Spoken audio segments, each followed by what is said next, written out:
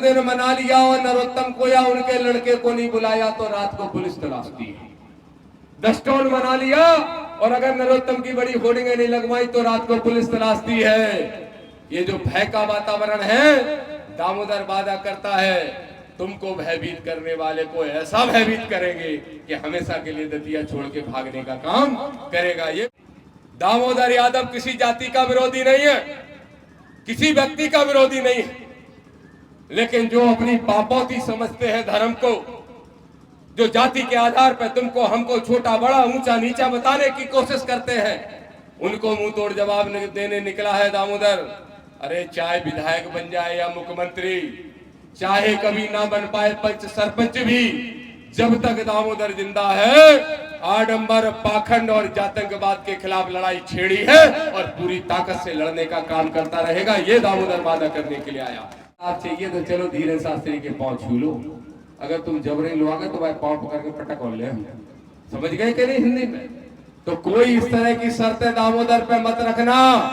दामोदर के लिए गीता, दामोदर के लिए कुरान, दामोदर के लिए रामचरितमानस, दामोदर के लिए शिव पुराण, अगर कुछ है तो बाबा साहब के द्वारा बनाया हुआ भारत का संविधान, संविधान और संविधान के लिए आया हूँ।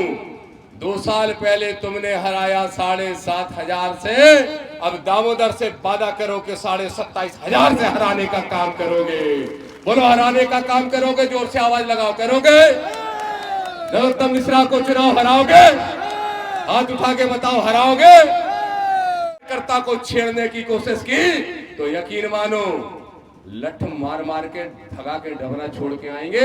आज है तो आपके आशीर्वाद और समर्थन का दे दो एक बार ताकत से, फिर देखोगे क्या काम करके हम यहाँ दिखाते हैं। 1 लाख गाली दी, 1 लाख। जिसको तुम संत मानते हो उसको तुम्हारा नरोत्तम मिश्रा संत नहीं मानता। धीरेन्द्र को 1 लाख गालियां दी और कहा कि बोल नहीं सकता वो शब्द, जो शब्द बोले और कहा चुपचाप तैयार होके आ जाओ, तुम्हारी भूखेंगे, चुपचाप फोटो खिंचवाओ आके। जो किसान होने के नाते, बहुजन होने के नाते सब दामोदर के माँ बाप के समान है, तो सबको चरण स्पर्श और सबको प्रणाम करता हूँ। यहाँ प्रशासन के लोग भी खड़े हैं व्यवस्था में, उनको भी धन्यवाद देते हुए 2-3 बातें मुख्य रूप से कहना चाहता हूँ। देखो साथियों, मुझे मालूम है कि बहुत ज्यादा लंबा समय हो गया, इतनी भरी दोपहरी में, इतनी गर्मी में, इतने टेम्परेचर में दतिया का कोई भी नेता इस बड़ौनी में 100 लोगों को भी पंडाल के नीचे नहीं बिठा सकता।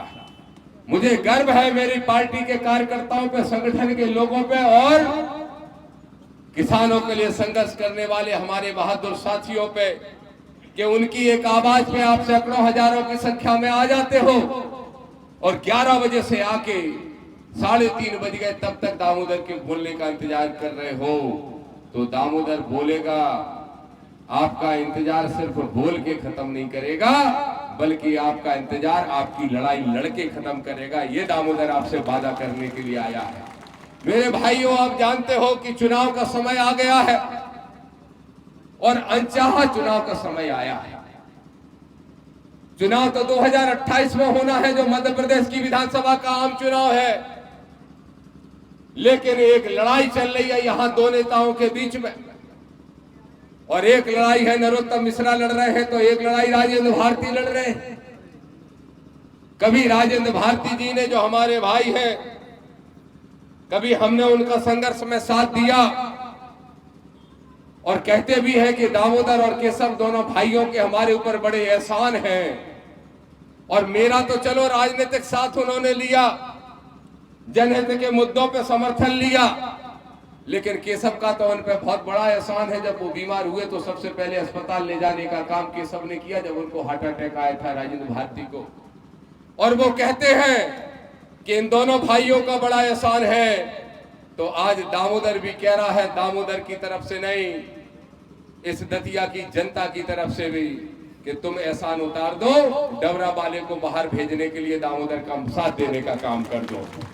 आज वो एहसान चुकाने का मौका है। जो दामोदर का एहसान है वो एहसान नहीं, बल्कि इस बड़ौनी की जनता का, इस दतिया की जनता का एहसान चुकाने का मौका राजेंद्र भारती जी है। और क्यों है?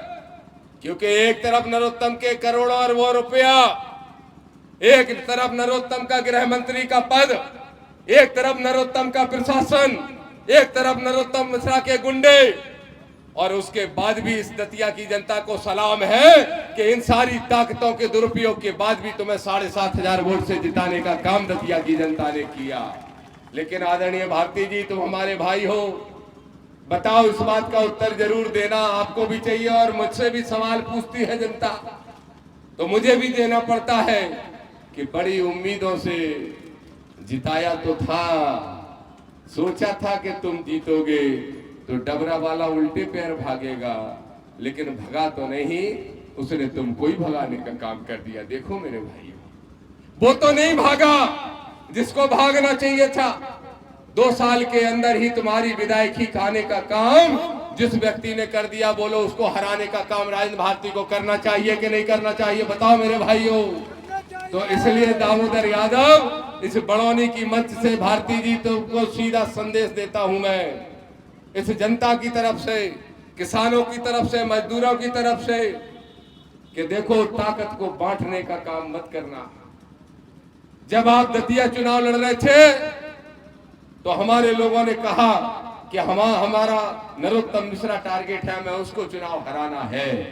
अब फिर हम कह रहे हैं कि नरोत्तम को हराना नहीं है। देखो, अपने को यहाँ पुरानी कहावत है कि सांप को कभी लाठी मार के मूर्छित नहीं छोड़ा जाता है कि नहीं है? अदमरो सांप छोड़ा तो कबू छोड़ा तो का, और ऐसो जहरीलो होए जो झूठे केस लगवा देवे, ऐसो जहरीलो होए रात के पुलिस की गाड़ी की सायरन सुन के तुम्हारा जो है बीपी बढ़ जाए, ऐसो जहरीलो होए जो भंजन को लड़ा दे, ऐसो जहरीलो होए जो भय और आतंक बचा दे। तो बोलो, इसमें एक लाठी नहीं, उसमें संविधान की 10 लाठी पड़ना चाहिए और ऐसे आदमी को चुनाव हराने का काम करना चाहिए। वो काम करने के लिए हम आए हैं।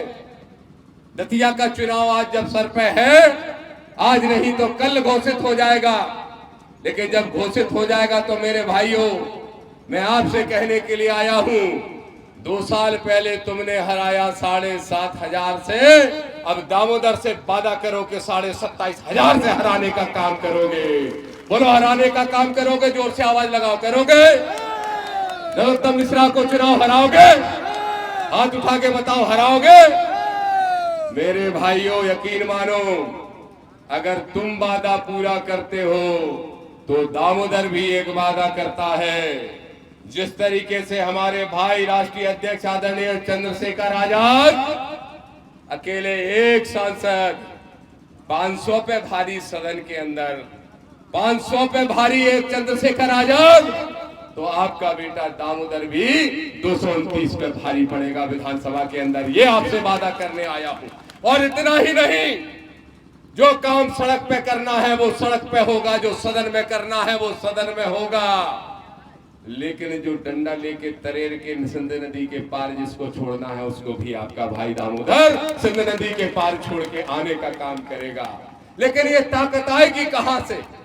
ये ताकत तुम्हारे पास है मेरे भाइयों, तुम्हारे पास है।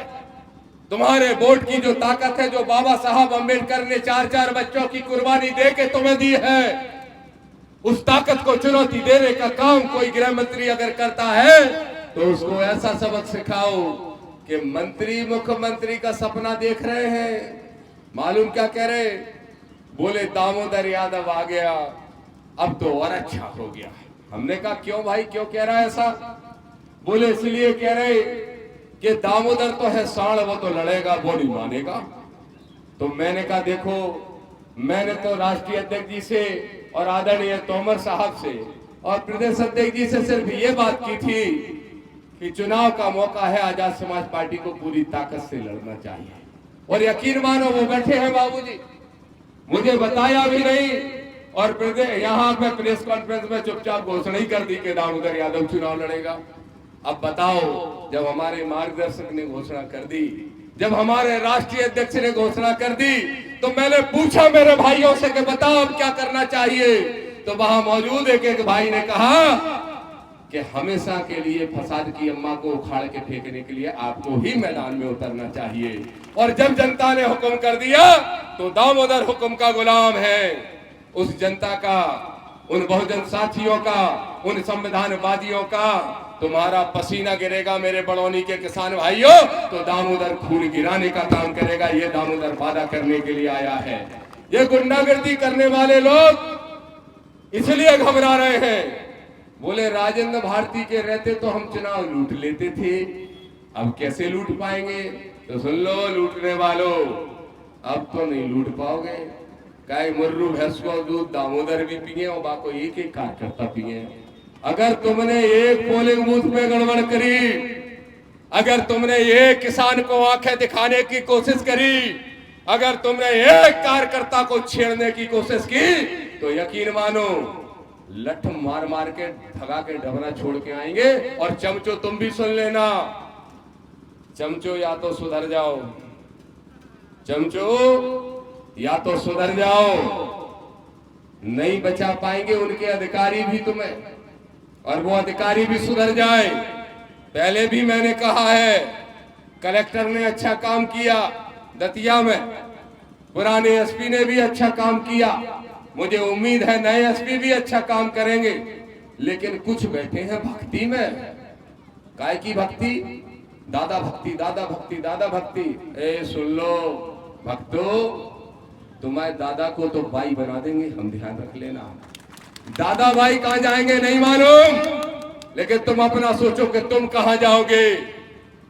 जिस संविधान की शपथ लेके, जिस संविधान की बदौलत तुमको नौकरी मिली है, वो अपना नैतिक दायित्व कर्तव्य निभाओ और ईमानदारी से चुनाव कराओ। ये दामोदर कहने के लिए आया है।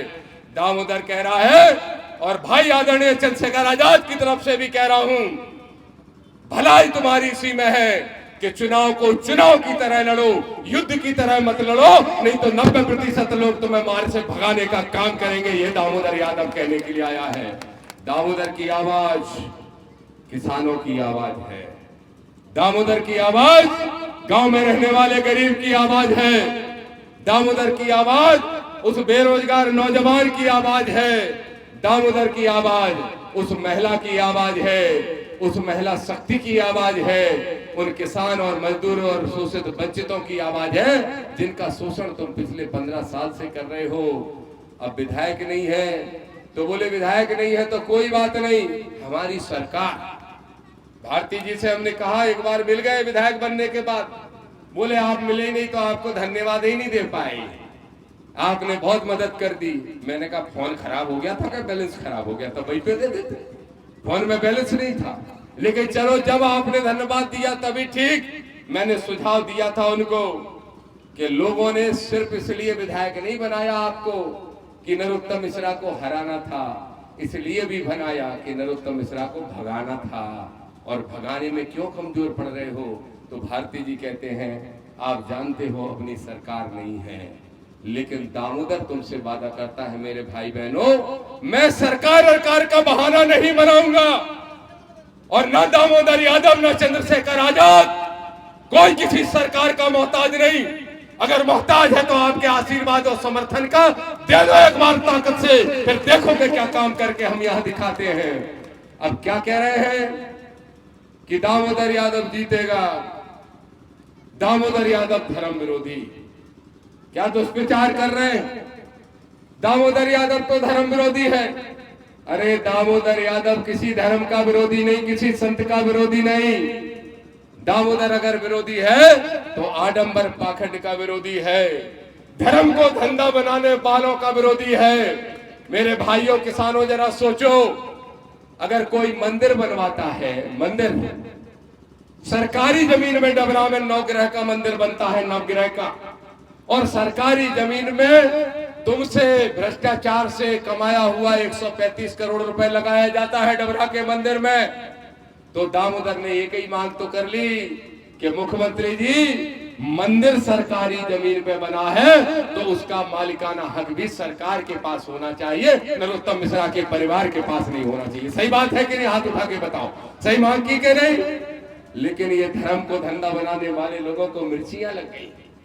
नहीं नहीं नहीं, ये नहीं हो सकता, तो क्या हो सकता है? बोले हम बुला रहे धीरेन्द्र शास्त्री को, कथा कराएंगे। मैंने कहा करा ले भैया। अब वो आ गया पर्ची वाला, कथा भी करके चला गया। 28 साल का लड़का छतरपुर का। अब मालूम क्या कथा हुई, जरा जगह छोड़ना, प्रभारी जी को किस्सा सुनाते हैं। धीरेन्द्र शास्त्री को बुलाया नवग्रह मंदिर के उद्घाटन में, और तमाशा मालूम क्या हुआ, मैंने आज तक ओपन नहीं किया, प्रमाण है। और नरोत्तम जी चैलेंज है, बोल देना दामोदर झूठ बोल रहा है तो प्रमाण भी देके दिखा दूंगा। अब इनने बुलाया, इनने बुकिंग पहले ही कर ली थी।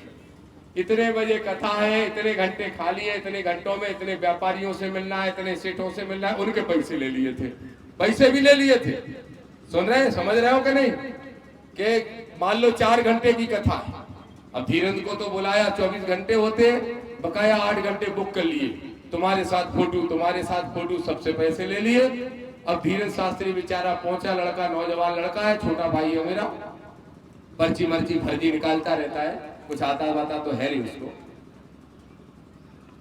अब जब धीरेन्द्र वहां पहुंचे तो धीरेन्द्र थक गए थे बेचारे, सो गए अंदर जाके।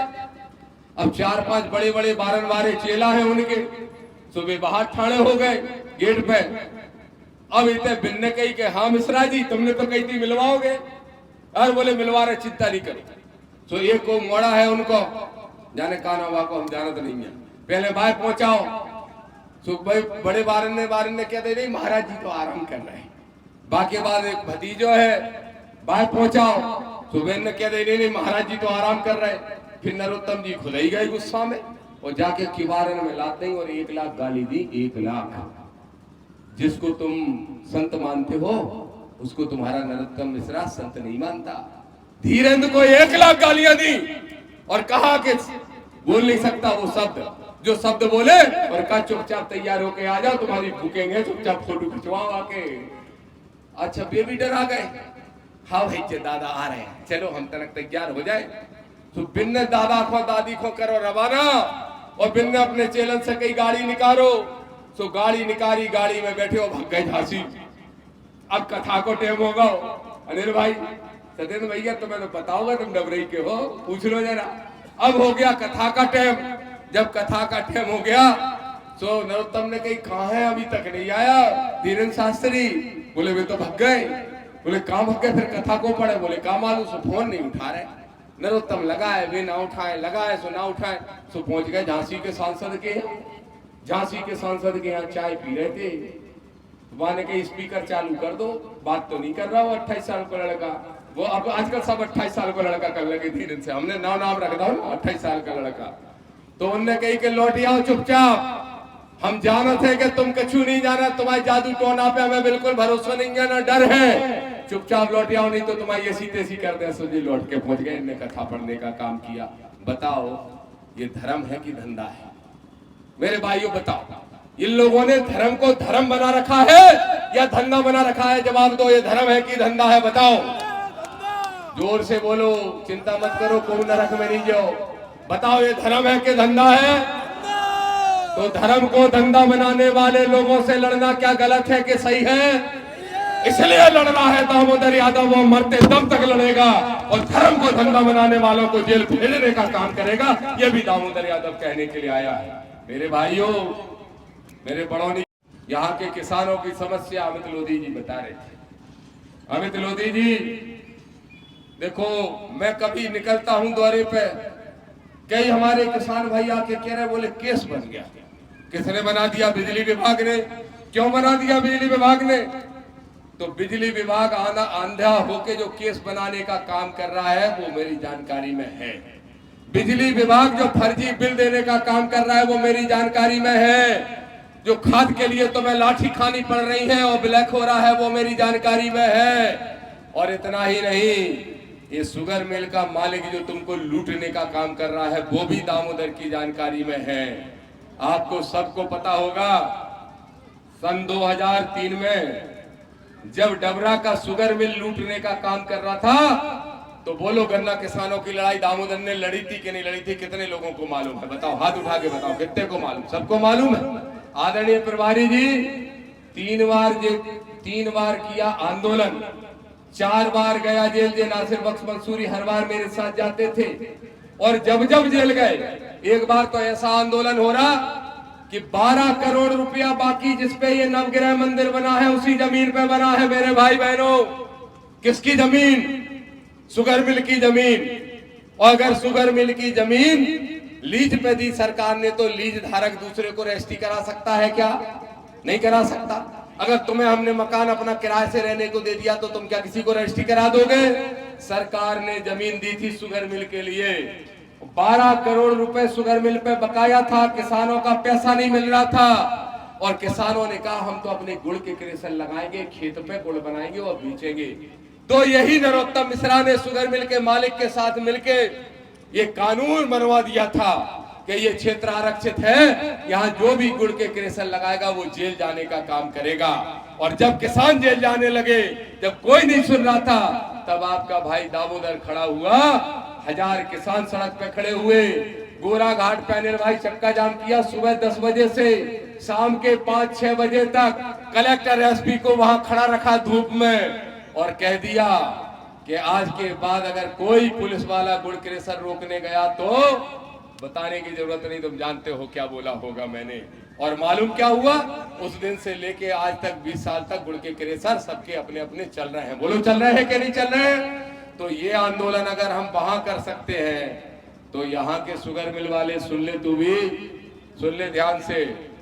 वो तो बड़ा आदमी था, तू तो छोटा सा है, छोटा सा। तुझे खा जाएंगे और डकार भी नहीं लेंगे। हमारे किसानों का भुगतान समय से करने का काम कर दो, नहीं तो इन्हीं किसानों को लेके आऊंगा और खुद ताला डालने का काम करूंगा। और जितनी भी जमीन उसके पास होगी, जितनी भी जमीन उसके पास होगी, उस जमीन पे कब्जा करके नीलाम करा के जिनके किसानों के जितने पैसे उस हिसाब से बांटने का काम कर देंगे। बोलो तैयार हो? तैयार हो इसके लिए? मेरे भाइयों, तुम तो साथ देने भर को तैयार हो जाओ।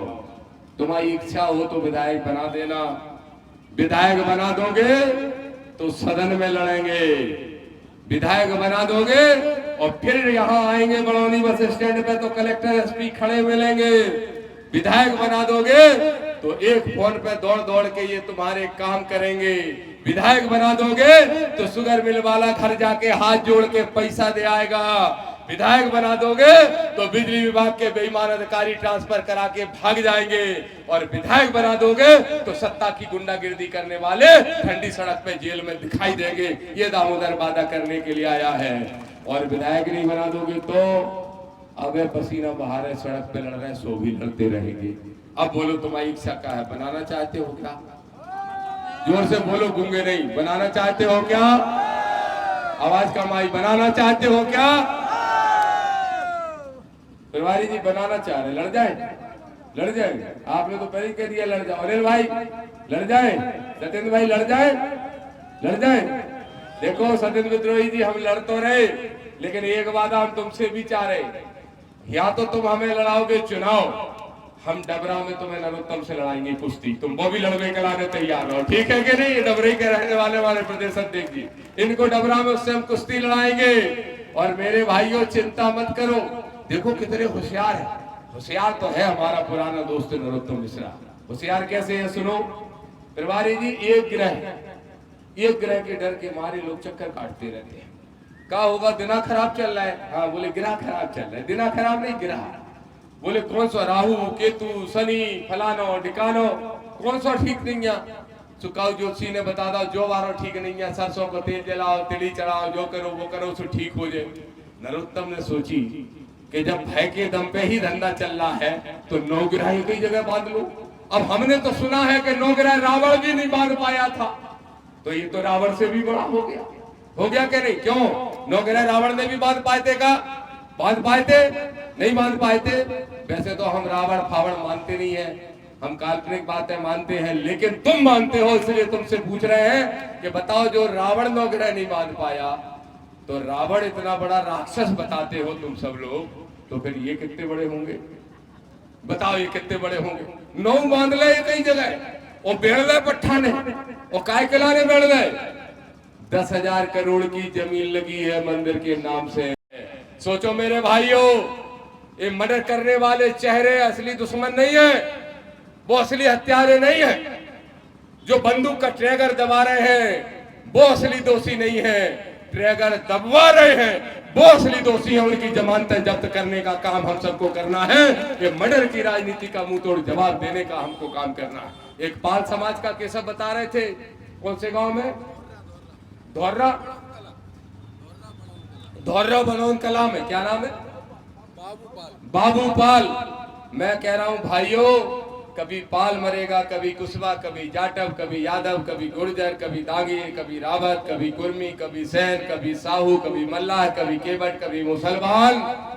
कोई भी मरे, चाहे वो ठाकुर ब्राह्मण वैश्य क्यों ना हो, वो सब मानवता के नाते मेरे भाई हैं।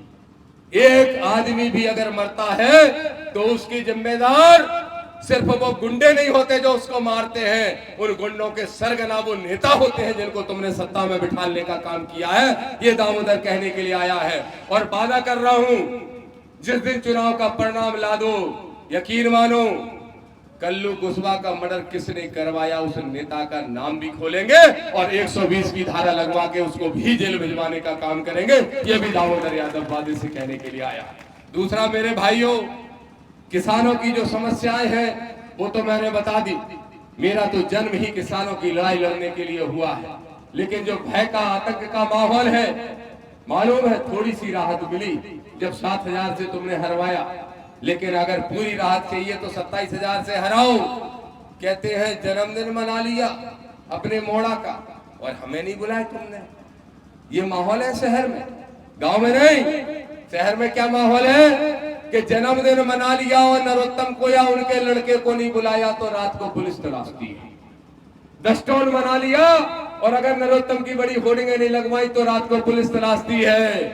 ये जो भय का वातावरण है, दामोदर वादा करता है तुमको भयभीत करने वाले को ऐसा भयभीत करेंगे कि हमेशा के लिए दतिया छोड़ के भागने का काम करेगा। ये भी दामोदर वादा करता है। दूसरा, ये जो प्रशासन की दादागिरी चलती है, यकीन मानो मेरे भाइयों, तहसीलदार और एसडीएम, एसडीओपी और थाना प्रभारी आपके समस्याओं के समाधान के लिए आपके गांव में मंच लगाने का काम करेंगे। ये दामोदर तुमसे वादा करने आया है। तुम्हें इस थाने के चक्कर नहीं काटने पड़ेंगे। अब मैं जो कह रहा हूं सो सुन लेना। ये अधिकारी कहेंगे हरा दो ऐसे आदमी को, तुमसे भी कहेंगे हरा दो ऐसे आदमी को। इनकी नहीं मानना है, इनकी मान गए तो हरा दोगे हमें, लेकिन अगर हमें जिता दोगे तो जो तुम आज इनके चक्कर काट रहे, कल ये तुम्हारे चक्कर काटने का काम करेंगे। ये दामोदर तुमसे कहने के लिए आया है। दूसरा, एक और बात कहूंगा, आडंबर और पाखंड के खिलाफ जो जंग हमने छेड़ी है वो किसी व्यक्ति, किसी जाति के खिलाफ नहीं।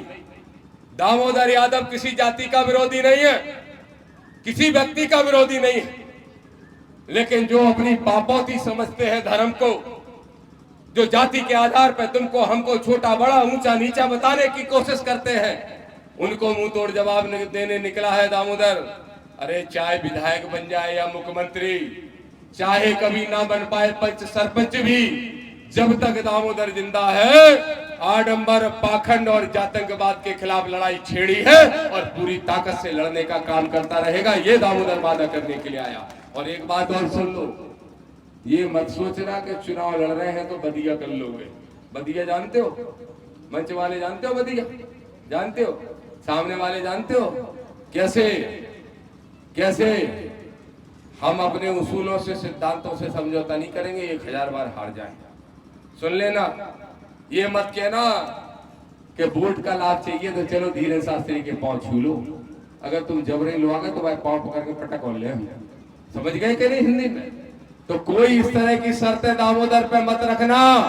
दामोदर के लिए गीता, दामोदर के लिए कुरान, दामोदर के लिए रामचरितमानस, दामोदर के लिए शिव पुराण, अगर कुछ है तो बाबा साहब के द्वारा बनाया हुआ भारत का संविधान, संविधान और संविधान। और डंके की चोट पे कहता हूं, जिस दिन संविधान का राज आ जाएगा, जिस दिन संविधान को मानने वाले तुम्हारे जनप्रतिनिधि बन जाएंगे, उस दिन अधिकारी भी तुम्हारे सेवक बन जाएंगे और तुम्हारा जनता का राज आ जाएगा। दामोदर वही सपना देख रहा है। इसलिए आडंबर पाखंड के खिलाफ जो जंग छेड़ी है वो लड़ेंगे और जीतेंगे। जैसे तमिलनाडु के अंदर एक और बात यहां से कहूंगा, तमिलनाडु में चमत्कार हो गया। ईवी रामास्वामी पेरियार को मारने वाला एक नौजवान लड़का, मेरी उम्र का, विजय जोसेफ, जो वहां का फिल्मों का एक्टर है, सुपरस्टार है, लेकिन एक्टर होने के बाद भी, सुपरस्टार होने के बाद भी उसकी विचारधारा अम्बेडकरवादी है, पेरियारवादी है। और उस विचारधारा की दम पे वो नौजवान लड़का अगर तमिलनाडु में सरकार बना सकता है तो 2026 में तमिलनाडु में एक चमत्कार हुआ, 2027 में हमारे भाई चंद्रशेखर आजाद उत्तर प्रदेश में चमत्कार करेंगे और 2028 में हम सब मिलकर मध्य प्रदेश में चमत्कार करके नीला झंडा गाड़ने का काम करेंगे।